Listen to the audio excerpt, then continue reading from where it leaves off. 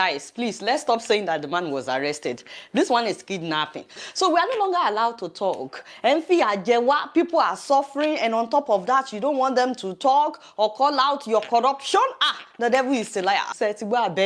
My people, they have kidnapped Uncle Dele Farotimi. Kidnapping. This one is kidnapping. They did not arrest him. If you don't know human rights lawyer Dele Farotimi, this man has been fighting for all Nigerians for years, whether you are Hausa, Yoruba, Igbo, Ijaw, whoever you are. This man has constantly fought for Nigerians, calling out corruption in high places, not just among politicians, even corruption among the judiciary and the security forces. He lives in Lagos, by the way, and they've invited him to the police station twice last month for questioning.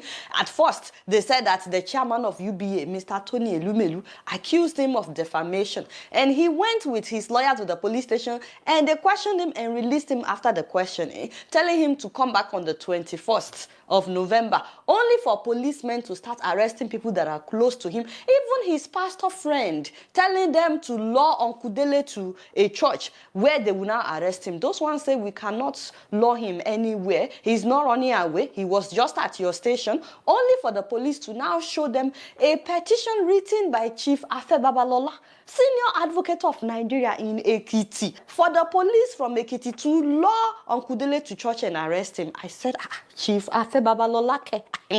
Both of them are accusing him of defamation in his new book called Nigeria and its Criminal Justice System.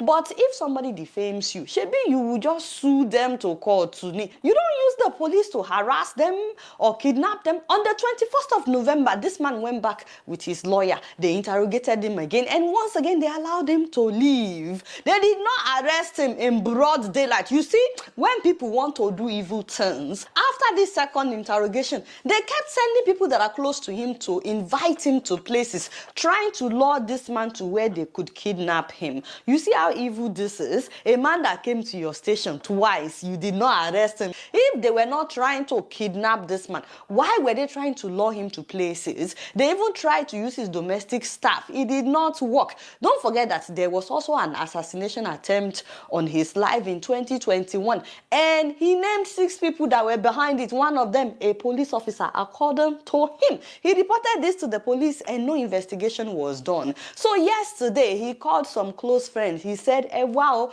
that he has heard that there is an attempt to silence him. He knew that they were trying to lure him to where they could kidnap him, so he stayed home. He even wrote a statement detailing all these things on his Twitter page. And at the end of the statement, he wrote there that I am home. If you want to arrest me, come to my house and arrest me. Do you know that soon after he posted that statement on Twitter, he went to his lawyer's office, and that was when some gunmen came inside the lawyer's office. They did not identify themselves. They were wearing jeans and t-shirts that said RRS. It was only their jackets that spelled out Rapid Response Squad, and they were carrying guns. That was how they started harassing people at that office, taking everybody's phones, even threatening to shoot anybody that doesn't release his or her phone. In fact, they threatened to shoot his lawyer. They beat up a female staff. So they took everybody's phone and they took Uncle Dele Farotimi with them. Was that an arrest? How can that be an arrest? So Omoyele Sowore called the commissioner of police in Ekiti. This man was living in Lagos, and it was the commissioner of police in Ekiti that now said they arrested Dele Farotimi and he's being driven from Lagos to Ekiti by road. I said, that is not an arrest. That is kidnapping. Somebody woke up in Lagos. He decided to go to his lawyer's office in Lagos, but he's ending up in Ekiti. No be kidnapping be that. You kidnapped a whole lawyer, the human rights lawyer. Hey, father. Hey, Berolong, when did we descend this low as a society that the policemen are now doing the job of kidnappers? There is no information about his whereabouts till now. We just know that he is in Ekiti and he's not allowed to contact his family members. Isn't that similar to what kidnappers do? You wait for them to call. So now the family is waiting for them to call, just like kidnappers do. Also, policemen don't take people's phones so that they will not record what is happening. I'm not calling the policemen kidnappers, so I'm just telling you that this operation, it is not an arrest something. And why do we say that we are independent when we now enslave ourselves? By the way, Uncle Tony Elumelu and Chief Afe Babalola cannot be silent at a time like this. So, Boni, my fathers, a lot of people respect you. If you know that you don't have a hand in this kidnapping, you must speak up. Otherwise, if anything happens to Uncle Dele, Nigerians will hold you. They will hold you. Chief Afe Babalola, Babati Dagba. Why would he want this kind of legacy? Boni Shifu. I don't know who is advising this government, by the way, because I don't believe that the government is unaware of what is happening. Do you not know that things like this only make people hate your government? You don't win people's hearts by trying to silence us and people are suffering, yet corruption is flying left and right, even among the judiciary, and you don't want people to talk. That is not normal. That is exactly why Uncle Dele was telling us like 8 months ago. You know, he said if you have an opportunity and the finances to leave Nigeria, leave. In fact, he believes that most of the Nigerians outside of Nigeria would rather live in Nigeria, but they decided to escape. He said people are not migrating, they are escaping from the abnormalities of Nigeria, because a lot of abnormalities have been normalized in that country. It is not normal for policemen to kidnap somebody. Which is it right now? If I was still there and I came to you today and I said, I'm leaving now, or at least I'm taking my family, I'll be back after a while, what would you have said today? See, Teju, the apple tree will not grow in Lagos because it was never intended for the soils of Lagos. But plant coconut, it will thrive. I was born to live here, and so are you. But people go where they will survive, and that was all you did. But if you had come to me today to say to me, Egbomo-nlo, I will probably not have said to you what I said at that time. Not because I will still believe that you were better off abroad. No, I still believe you are better off in Nigeria. But as you have heard me say, the first person who used that word escape was Sheung Anikulapo. He said, no, people are not migrating, they are escaping. The reality is that the Nigerian abroad is escaping, is not migrating. That you decided to leave at the time you did is a reflection of the wisdom you found in understanding the environment in which you have found yourself. It is not that anything is intricately wrong with seeking greener pastures in other climes. But I am telling you that in all of my travels, and I've been to a few countries around the world, I've been to a few countries, and I have never come across a single Nigerian who has told me that they are happy to be outside of Nigeria, but they have left because Nigeria has constrained them and rendered it very difficult for them to actualize themselves or to fulfill their potential. So it is the constraints of Nigeria that has led a lot of people to leave Nigeria. So the wisdom of your decision is unquestionable. But I am not sure that a day passes without you looking back at Nigeria. I'm not sure you can ever be happy if you had to cut yourself off completely from the mad country that you left behind. But when you speak with me and I tell you, the wise ones have left, it is the truth. The objective reality is that there is nothing about Nigeria to suggest that those of us who have stayed behind are sane. You actually have to be insane to have a choice about leaving Nigeria and then elect not to go. You actually have to be functionally insane to remain in Nigeria. In fact, it is my thesis and argument that if you truly want to know the insane Nigerian, look to the ones who have a choice as to where they will live and who can afford to live abroad but elect to stay behind in Nigeria. Anyone you know who can afford to live abroad and has refused to go and has stayed behind is a madman. The person has to be insane. Yes, now, the person has to be insane. How can you exercise a choice to remain in a place that is as functionally crazy as our country has become? Everything that should not happen, every abnormality has been normalized in our space. Everything that shouldn't happen is happening in this place. Everything. And yet, we all carry on as if it is completely normal. So, yes, I don't believe that it is right for a Nigerian to leave Nigeria and go abroad, especially America, because even the blacks who were born there, who are fourth and fifth generation, are not accorded the full rights of a human being.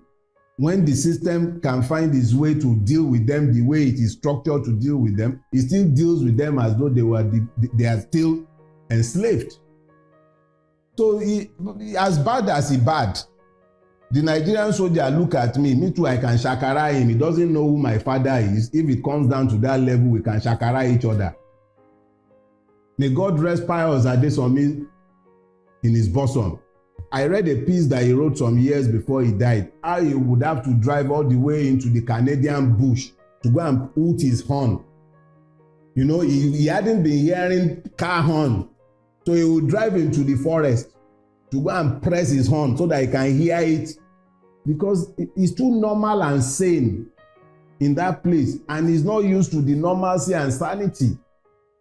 We are Nigerians. Sanity is far from us, because our country does not allow us the luxury of sanity. That is just the reality. So you've described yourself herein as being an insane person. If I was sane, why would I be in Nigeria? I have to be insane to be here. Now, look, sanity is an handicap. If you are too sane in Nigeria, okay, let me tell you something. If you want to know how insane we are, drive into a roundabout in Nigeria. You are driving into the roundabout, you know that the person in the roundabout has the right of way and you are waiting for him to go. He is abusing you for not moving. The one behind you is hunting for you. Were law. The person who has the right of way is telling you, Olori Buruku Koshikuro now, because he doesn't know that he's the one who has right of way. So now when you are confronted with that, how can you talk about it being sane? A policeman, in Yoruba language, you call a policeman Olokpa. Olokpa means the bearer of the staff. The staff that he bears is the king's authority, is the symbol of the king's authority. So the policeman is essentially the symbol of the authority of the state, because he's the enforcer of the state's laws. Policeman, a creation of law, turns his gun on you, a citizen, and he tells you, I will shoot you and nothing will happen. So the person who should enforce the law is the one who is declaring the state of impunity, and you tell me that's a sane environment. What is sane about that? If a policeman should say that to you in America, he will lose his job. Even in the most racist part of America, if you catch him on camera turning his gun on a citizen, or even an immigrant, or even a goat, if he would dare to turn his gun on a dog and shoot the dog, he will lose his job. But in Nigeria, nothing will happen. He's told you the truth. He will kill you and nothing will happen. This Nigerian Senate padded the budget, 3.7 trillion. Oh. What has happened? Nothing. So are we sane? How can we be sane and that will be happening in our country and nothing? Have you seen any reaction on our street? Nothing will happen. Nothing.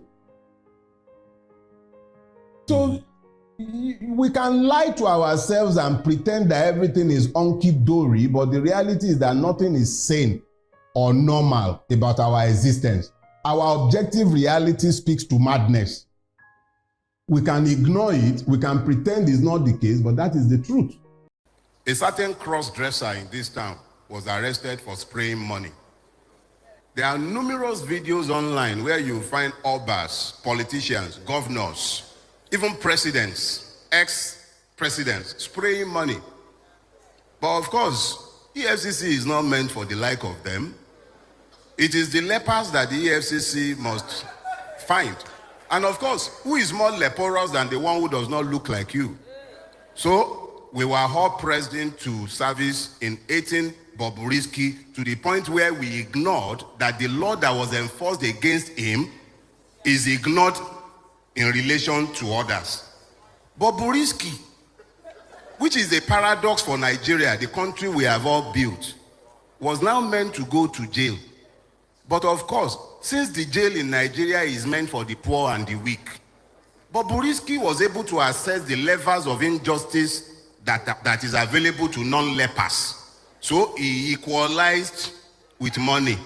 And we ignore that if it was available to the person we don't like, in relation to which we are now bleating, it was available to the murderers who could afford it. It was available to the armed robbers who could afford it. It was available to the kidnapper who could afford it. It was available to each and every one of the persons who could either afford it or who are members of the non-leprous class, whom the class is punishing and are sent to Kirikiri or other correctional or in-correctional centers.